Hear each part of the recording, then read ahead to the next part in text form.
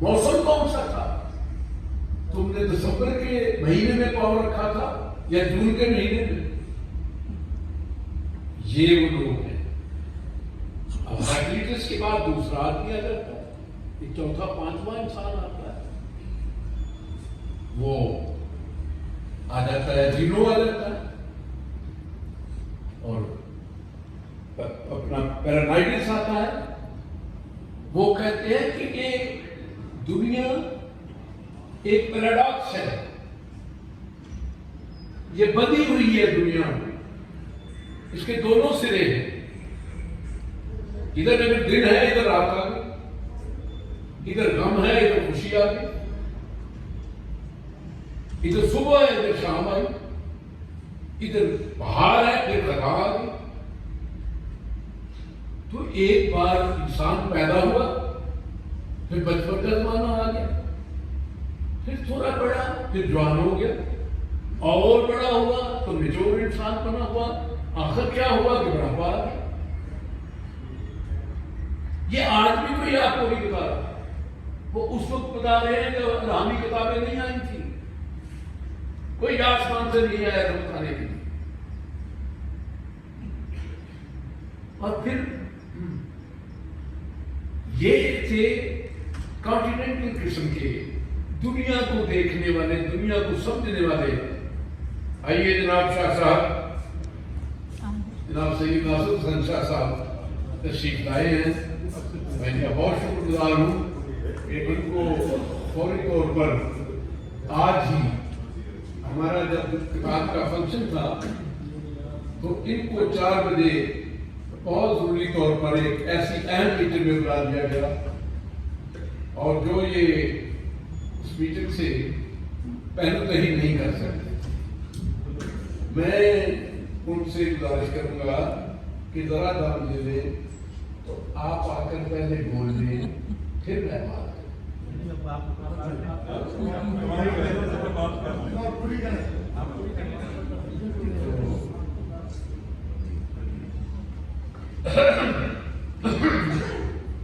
ہاں. اب بات کچھ اور آگے بڑھ گئی. یہ زمانہ ختم ہوا تو پھر یورپ کے فلاسفروں کا زمانہ آ گیا. اس کے بعد حالانکہ یونان کے بعد اسلام کا دور آیا تھا, میں بعد میں بات کروں گا, میں وہ ایک ترتیب پوری کر لوں.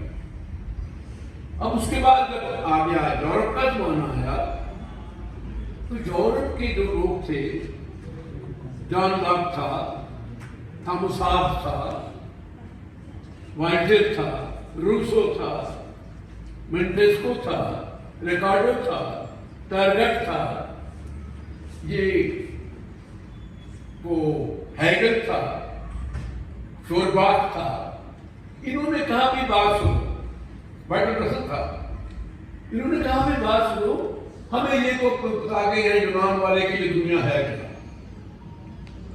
یہ دنیا کس چیز کی بنی ہوئی ہے, اس کی موجودیت کیا ہے, ہمیں یہ بتا دیا ہے انہوں نے, ہمیں اس بات کا پتہ چل گیا ہے. لیکن اب ہمارا یہ کام ہے کہ یہ بتائیں کہ اس دنیا کو بسایا کیسے جائے. ہمیں آپ یہ ان کو انالائٹک فلاسفر کہتے تھے, کہا جاتا ہے. انالائٹک فلاسفر یہ تھے کہ ہمیں یونان والوں نے یہ تو بتا دیا جو کچھ ہے, جو بھی ہے, اب اس سے آگے اس پر سوچنے کی ضرورت نہیں ہے کہ دنیا کیا ہے, کیسے آئی ہے, کس نے بنائی ہے, بن گئی ہے. اب اس دنیا کو بسانا کیسے ہے؟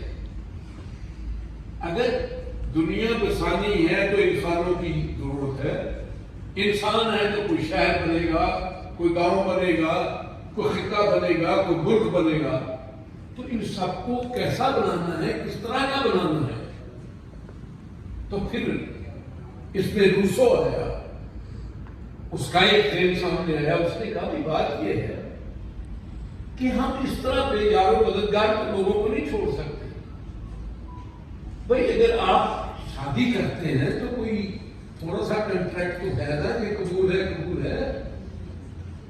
تو آپ اگر ہم حکمرانیاں دیں گے لوگوں کو تو پھر یہ کچھ نہ کچھ قبول اور رد و قبول تو ہونا کہ ہمارا کیا بنے گا. تو اس نے کہا، روسو نے کہا کہ بھئی ایک تھوڑا سا آپ معاہدہ رکھیں کہ ہمیں کیا ملے گا. ہم کروڑوں میں ہیں، آپ ہزاروں میں ہیں جن کو اقتدار دینا ہے. تو ہزاروں میں اقتدار میں رہنے والے کروڑوں کو کیا دیں گے؟ ان کے ساتھ کیا رویہ ہے؟ ان کا کیا بنے گا؟ آؤ ہمارے ساتھ کچھ تو لین دین کرو، کوئی تو معاہدہ کرو، کوئی تو لکھ پڑھ کرو کہ ہمیں کیا ملے گا. ہم تمہیں بادشاہ دے رہے ہیں، وزارتیں دے رہے ہیں، تو ہمارا کیا بنے گا؟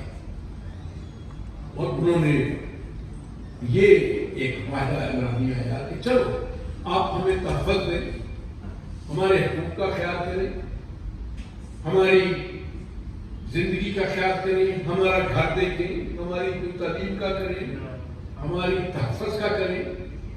تو اس کا شعبے بنائیں. ہمیں تحفظ کون دے گا؟ فوج چاہیے. ہمیں صحت کے معاملے کون کرے گا؟ ہسپتال چاہیے، ڈاکٹر چاہیے. ہمارے مکانات کیسے بنے گے؟ ہمیں انجینئر چاہیے.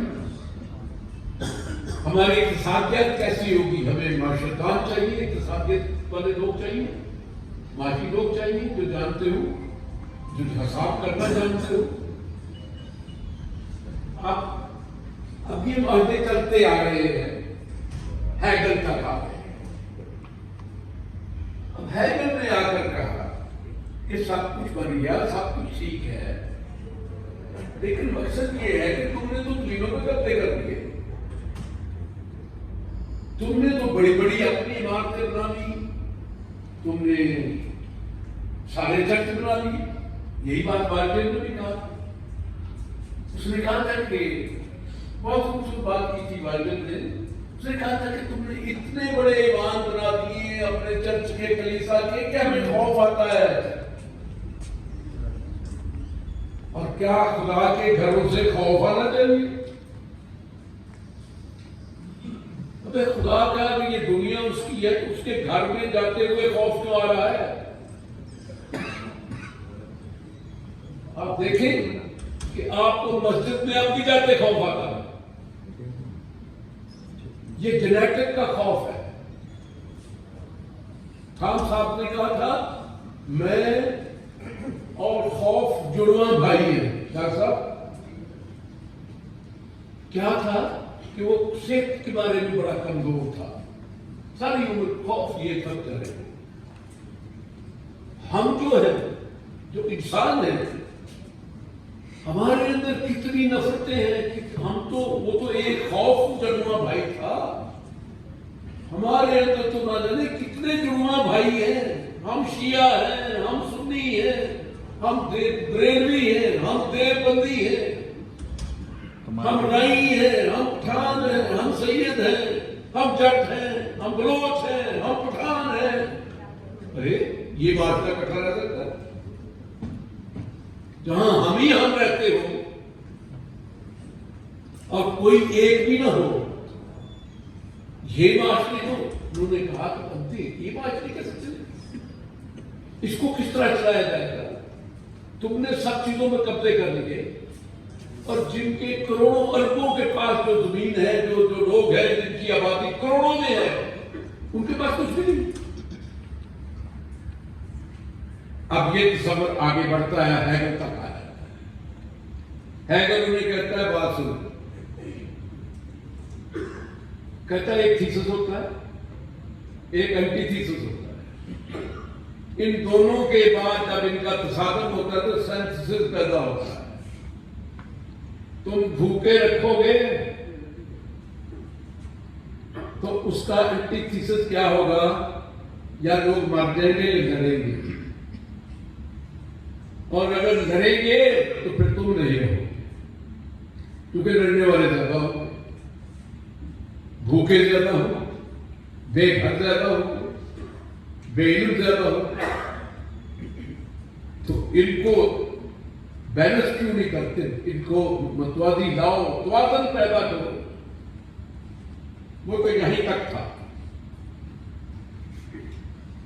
تو انہوں نے इनके खिलाफ स्टेट जो चर्च था उन्होंने इन्हें कहा, सबको, वाल्टियर को, रूसो को और उसे अपना थॉम्स को, इन सबको उन्होंने कहा कि तुम काफिर हो। अब एक और बात आ गई कि ऐसा बोरस क्या गया था, सबसे पहले तो उसने कहा था कि भाई ये जमीन घूमती है, इस सूरज नहीं घूमता। उसे पता था उसे मार देंगे, भाग आया तो उसने कहा भाई सुकरात की बात ठीक है, अब दूसरी बलि मैं नहीं देना चाहता। वहां ब्रूनो पैदा हो गया, इटली में, रोम में। उसने कहा कि भाई बात सुनो, आप किताब गलत कह रही है, ये अमली तौर पर जमीन घूम रही है, जमीन गोल है। वो चर्च ने कहा तुम्हारे बाइबल, हमारे खुदा की किताब को, हमारे पैगंबर की किताब को कहते हो कि इस किताब तो चीज हो रही गलत है। ब्रूनो को जिंदा जला दिया। उसके बाद गैलीलियो आ गया, उसने दूरबीन तैयार करके कहा पादरियों आओ मैं तुम्हें दिखाऊं कि क्या हो रहा है ऊपर देखो, कोई तुम्हें पता चलेगा जमीन घूमती है। उन्होंने कहा तेरा भी इलाज कर लेते हैं। उसको भी ले गए, उसे अदियतगाह में ले गए, उसे दिखाई वो चीजें कि तेरा अक्सर ये होगा। उसने सोचा कि ये तो बहुत पागल लोग हैं, इन्होंने ब्रूनो मार दिया, सुकरात मार दिया, अब मैं खाई मर जाऊं, मेरे मरने से तो कुछ नहीं होगा।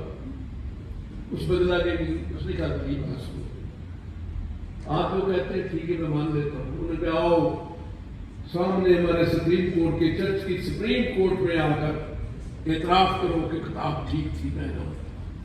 ठीक है, सुना किताब ठीक थी मैं गलत। बाहर निकला था, रास्ते में बड़बड़ाता जा रहा था कि मेरे कहने से क्या जमीन जो है वो मिल जाएगी, ये चिट्ठी हो जाएगी। एक साथ उनका शागिर्द जा रहा था तो उसने कहा काश कि हमारी कौम का भी कोई हीरो होता। उसने तर्ज की कि आप स्टैंड लेकर मर जाते तो हीरो हो जाते। तो उसने कहा काबिल रहम है वो कौमें जो हीरो तलाश करे।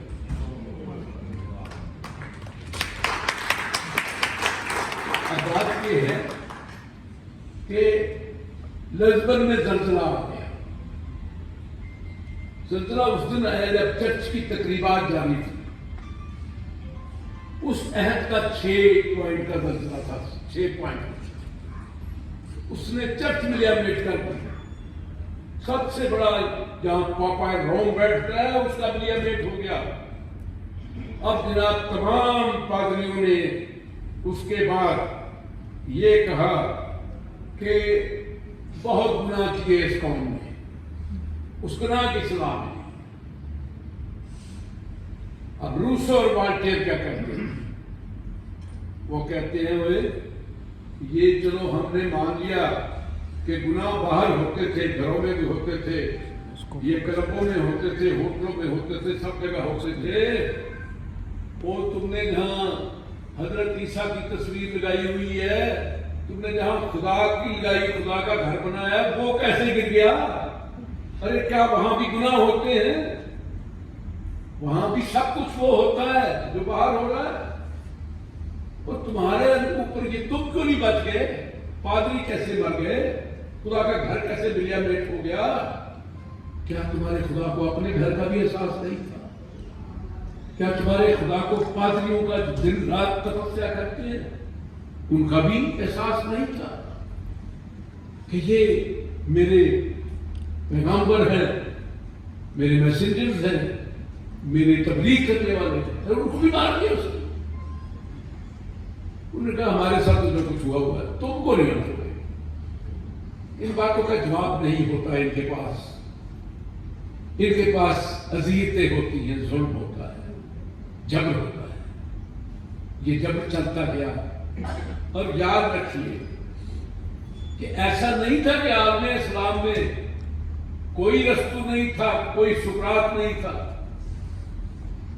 आलमे इस्लाम में कोई जान बात नहीं था, कोई थहाब्स नहीं था, कोई थॉम्स नहीं था, कोई मिटेस्को नहीं था, कोई वाल्टियर नहीं था, कोई रूसो नहीं था।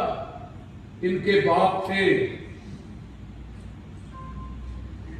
ڈاکٹر صاحب عالم اسلام کے پاس، اور یہ جو میں نے درمیان کا یورپ کا عرصہ گنایا ہے یہ بعد کا عرصہ ہے۔ یونان کے فلسفیوں کے بعد سب سے بڑے فلسفی اسلام میں پیدا ہوئے۔ پہلا فلسفی الکندی آیا، دوسرا فارابی آیا، پھر رازی آیا، پھر خاردمی آیا، پھر اس کے بعد ابن رشد آیا، پھر ابن سینا آیا، پھر حنان بن یوسف آیا، پھر حنان بن ثابت آیا۔ یہ کون تھے؟ یہ کیا کرنے آئے تھے؟ یاد رکھیے کہ ان لوگوں نے یہ یونان کے بعد سب سے بڑے فلاسفر اسلام نے پیدا کیا۔ اب جھگڑا کیا پیدا ہوا؟ ایک ترقی پسند خلیفہ آ گیا تھا مامون الرشید عباسیوں میں، اس کو علم کا بہت شوق تھا۔ اس نے اپنے مرکز میں دارالخلافہ بغداد میں ایک بہت بڑا علم خانہ بنا دیا، جسے کہتے تھے کہ یہ مخزن علم ہے، وہ جسے ایک کتب خانہ کہتے تھے۔ یہ مادر کتب ہے، مادر علم ہے، یہ ادبگاہ ہے۔ اور اس نے تمام اپنے خطوں سے کہا کہ جتنے دانشور ہیں میرے پاس آ جائیں۔ اب یہ دانشور کبھی امیر نہیں ہوتے، ان کے کوئی مسائل نہیں۔ اس کی وجہ ہے کہ جب لوگ بحری تجارتیں کر رہے ہوتے ہیں، کاٹن کی تجارتیں کر رہے ہوتے ہیں، جب تیل بیچ رہے ہوتے ہیں، یہ شعر کہہ رہے ہوتے ہیں، یہ کتابیں لکھ رہے ہوتے ہیں۔ اب تیل بیچنے والا، کپاس بیچنے والا، یہ شپ ساتھی کرنے والا، ہوائی جہازوں میں اڑانے والا، یہ تو نہیں کر سکتا تھا، وہ وسائل تو ان کے پاس نہیں۔ تو پھر جب کام ہی کوئی نہیں کرنا اور صرف یہ سوچنا ہے کہ دنیا کو کیسے بنانا ہے، تو روٹی تو آخر چاہیے۔ لیکن وہ یہی کمال ہوتا ہے فلسفیوں کا، بڑے دانشوروں کا، عظیم لوگوں کا، کہ یہ ان کے لیے کوئی بڑی بات نہیں، وہ ہر حق میں ہر راستے سے گزر جاتے۔ پریتا دے متوالے طالب جو ریشم دے کیڑے، رکھے سکھے پتھر کھا کے کتر ریشمی کا۔ ریشم کے کیڑے سوکھے پتے کھاتے ہیں اور یہ ریشم بناتے ہیں جو آپ نے پہنا۔ کیا مرغن لڑائیں کھائی انہوں نے؟ یہی ہوتا ہے انسانوں کا۔ انسان خود کو جس طرح ڈھال لے وہ اسی طرح ڈھل جاتا ہے، اسی طرح زندہ رہ سکتا ہے۔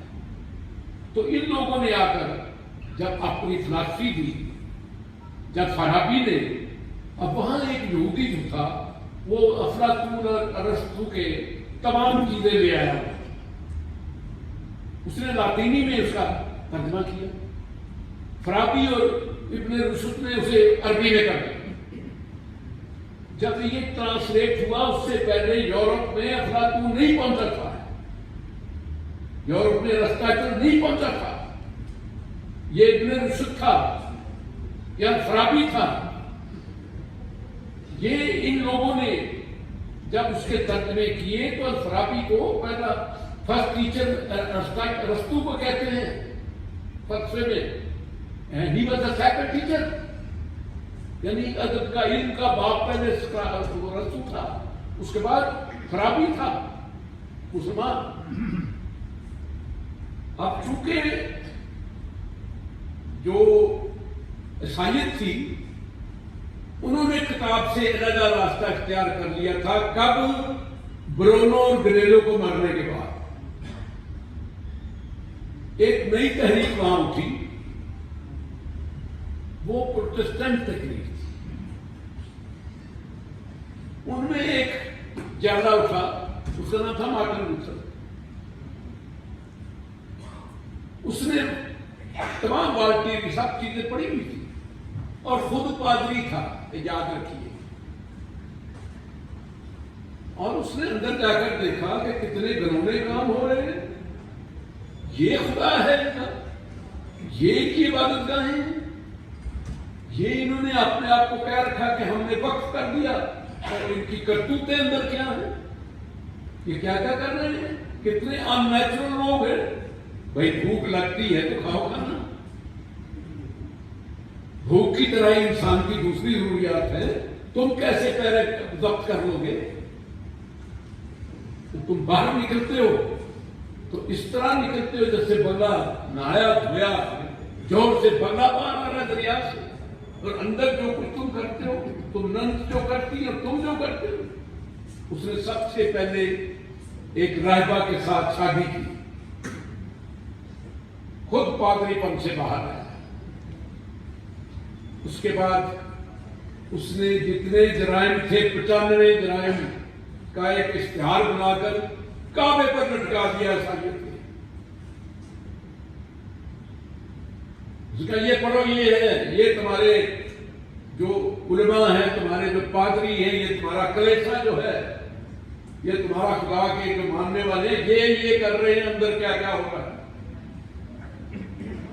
ان کا جو روسو کا اور جو والٹیر کا حشر کیا تھا، اس کا بھی وہی ہوا کہ عیسائیت، اس نے کہا پوری عیسائیت بائیکاٹ کر دے. بائیکاٹ ہو گیا، اس کے ساتھ کوئی رشتہ ناتا نہیں. اس نے کہا ہو جائے کوئی بات نہیں. اب یہ بات پھیل گئی. لوگوں نے کہا کہ یہ ہمیں کہتے تھے کہ ہم خدا کا پیغام سنا رہے ہیں.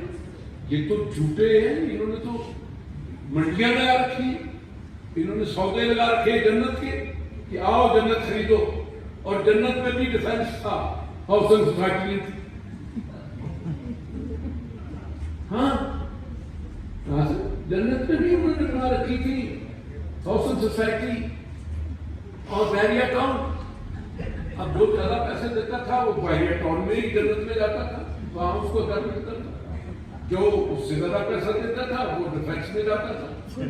اور جو بیچارہ میری طرح کا ریٹ بان، جو کوچوان، جو غریب مزدور کسان، وہ ان کے پاس تو پیسے جوڑ کے پیسے غریب اپنے بچوں کا خون ان کو جا کے دے دیتے ہمیں بھی جنت میں ٹکٹ دے دو جا. تو وہ کہتے اچھا تمہارا جنت میں یہ ہوگا کہ چلو تمہارا کہیں دور کہیں جہاں جا کے کراچی سے باہر بولو یہ کچھ چڑھ رہے ہو. ہاں وہ کراچی سے باہر کے لیے ایک ڈبی مل جائے گی جنت میں، آپ بڑے لوگوں کے تو شامل ہو سکتے. وہ مارٹن لوتھر نے کہا اچھا.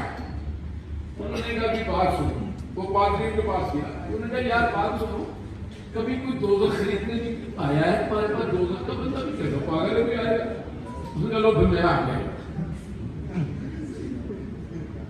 ڈاکٹر صاحب ہدایت سے باتیں کرتے کوئی بات نہیں، مجھے بات کرتی. نے کہا بھی تھوڑا پاکستان پہ آ گئی. اس نے کہا کہ یہ بتائیے پاکستان کے بارے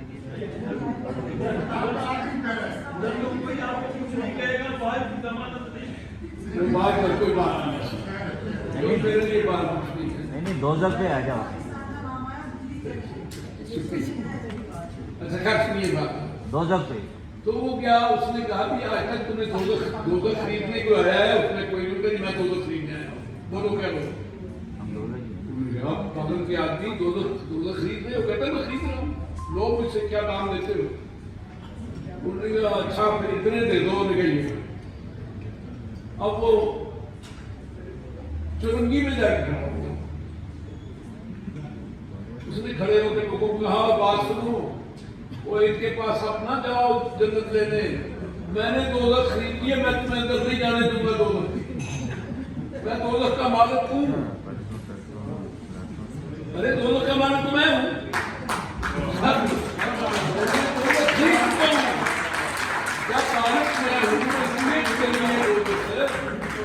تمہیں دوزخ میں گھسنے نہیں دوں گا، تم جنت میں جاؤ. ہاں جب یہ اثر ہوا، جب یہ اس نے کیا مارٹن لوتھر نے، تو پھر ان کی پروٹسٹنٹ ایک نیا فرقہ اٹھا، ایک نئی دنیا اٹھی، ایک پیپل پارٹی تھی، ایک عوامی پارٹی تھی، ایک لوک پارٹی تھی، ایک عام پارٹی تھی۔ وہ لوتھر کے ساتھ ہی اس کا نام تھا، اسے کہتے ہیں پروٹسٹنٹ، یعنی احتجاج کرنے والے۔ یہ جنگ ہوئی 30 سال، 130 سال کیتھولک آپس میں قتل عام ہوتا رہا، اخیر پروٹسٹنٹ جیتے۔ آج بھی یورپ میں جو کیتھولک کے ملک ہیں، کیتھولک چرچ کے، وہ آج بھی اتنے ترقی یافتہ نہیں ہے۔ وہ یورپ سب سے ترقی یافتہ جو پروٹسٹنٹ تھا، آج بھی انگلینڈ ترقی یافتہ اٹلی نہیں ہے۔ یہ تاریخ ہے، میں آپ کو جو بتا رہا ہوں۔ اب عالم اسلام کا حشر دیکھیں۔ اب ان ہمارے، میں کیونکہ علیحدہ بات نہیں کروں گا کہ فرابی کیا تھا کچھ نہیں، اب ان سب کا لڑائی کس سے ہو گئی؟ چرچ والوں سے۔ ہمارے بھی تو چرچ تھے نا، ہمارے جو تھے، ہمارے مکے مدینے بھی تو انہوں نے وہ کلیسائی بنا رکھے تھے، اب بھی بنائے ہوئے تھے۔ ہماری مسجد بھی تو کلیسائی تھی، وہی تھی، عزیت گاہیں تھی نا۔ کیا ہوتا تھا؟ تو یہاں بھی وہی کچھ ہو رہا تھا۔ ان لوگوں نے کہا، وہاں ایک سب سے بڑا جو میجارٹی طبقہ تھا وہ تھا جسے کہتے تھے اشری۔ اب ان کا خلیفہ جو تھے، المامون تھا، موتسل تھا، یہ بیچارے ان کے دور میں تو ان سب کو بڑی، انہوں نے بہت ترقی کی، بہت کتابیں لکھی۔ ابو سینا نے ایسی طب کی کتاب لکھی کہ جالیلیوس کے بعد اگر دنیا کا کوئی سب سے بڑا طبیب تھا تو وہ ابو سینا تھا۔ اس وقت اس نے کہا کہ چھوت کی بیماری ہوتی ہے جس کا کسی کو پتہ ہی نہیں، چیچک کی بیماری ہوتی ہے جس کا جالیلیوس کو بھی علم نہیں۔ اس نے جالیلیوس کو بھی سیدھا کیا کہ نہیں، جالیلیوس میرا استاد ہے، لیکن یہ باتیں تو صحیح نہیں۔ یہ لوگ تھے۔ اب دوسرے، وہ جب اب دو خلیفے ان کی مدد کرتے تھے، ان کے دشمن بھی وہاں ہو گئے کہ ان کی عزت ہی نہیں تھی، وقار ہی نہیں تھا۔